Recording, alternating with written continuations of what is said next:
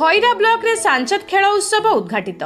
सोमवार पूर्वाह्न 10टा घटिका समय सिमुलिया विधानसभा निर्वाचन मंडलीर खैरा ब्लॉक गोलिया पंचायतर पथराजपुर खेल पड़िया सांसद खेल उत्सव उद्घाटित हो जाइछि। उक्त खेल उत्सव रे खैरा ब्लॉक रे थिबा समस्त विद्यालयर 14 रु 17 बयसर प्रतियोगी छात्र छात्री मानकु नै खेल प्रतियोगिता कार्यक्रम आरंभ होइतिला। एही उत्सव 15 और 16 दुई दिन धरी चलिबो।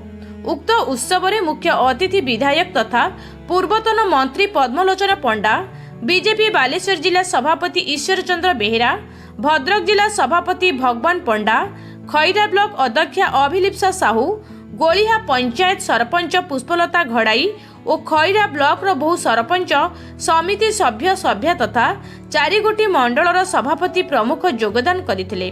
प्राथमिक पर्याय रे मुख्य अतिथि द्वारा प्रदीप प्रज्वलन करा जाई परे वंदे मातरम संगीत गान करा सहित पताका उत्तोलन करा जायथिला। एहा परे स्वागत संगीत सहित भाग नैथिबा छात्र छात्री और स्काउट गाइड मानक द्वारा मार्चिंग करी स्वागत संबर्धना जणा जायथिला। विधायक श्रीजुक्त पंडा फिता काटी खेल उत्सव शुभ उद्घाटन करथिले। एथिरे भाग नैथिबा स्कूल खेल शिक्षक शिक्षयित्री एवं जनसाधारण बहु संख्यारे जोग देई पिलामानकु उत्साहित करिबा सहित उत्सवटी को सफल करिथिबा देखिबाकु मिलिथिला। खैरारू प्रशांत बेहेरा रिपोर्ट, लोकल न्यूज 7।